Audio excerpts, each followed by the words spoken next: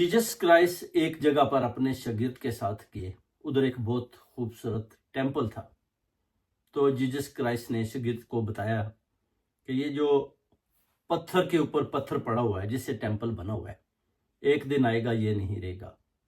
जब blood moon सुर्ख हो जाएगा ये सूरज, और ये बार बार सुर्ख होना शुरू हो जाएगा, उस वक्त वो कहते हैं जंगें फूट पड़ेंगी।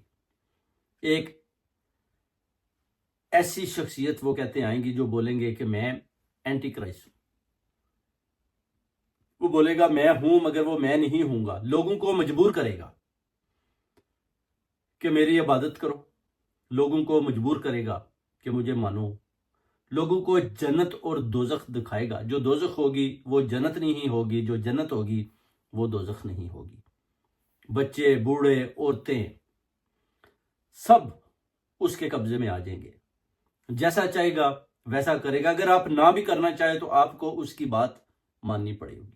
ये बाइबल के अंदर मुकाशफा में और इनके ऊपर इन किताब के अंदर लिखा हुआ है, वो आप पढ़ सकते हैं। इसी तरह यानी धोखा, दजल दजाल यानी एक धोखे का नाम है। यानी दजल का मतलब है कि धोखा, यानी एक बहुत बड़ा धोखा होगा जो लोगों को दिया जाएगा।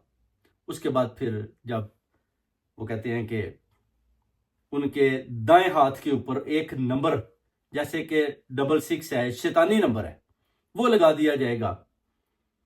और उसके बाद आपको पता है कि अल्लाह ताला की जात ने भी बोला कि आपके अमाल नामे आपके दाएं हाथ में दिए जाएंगे। तो फिर उसका मुकाबला करने के लिए जीसस क्राइस्ट आएंगे और हजरत इमाम मेहदी अलैहिस्सलाम का भी ज़हूर होगा।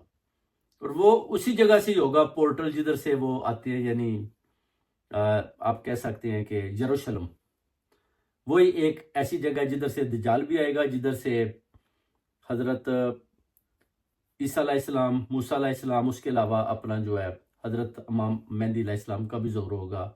और उधर से ही फिर दज्जाल भागने की कोशिश करेगा और उसको उधर ही मार दिया जाएगा।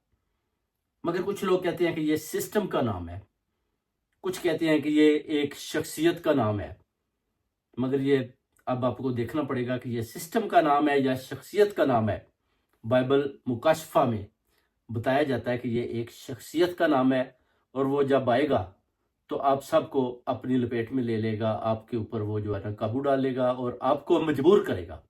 यानी आपके साथ इतना बड़ा धोखा करेगा कि आप मानेंगे कि शायद यही जीसस हैं, मगर वो जीसस नहीं होगा।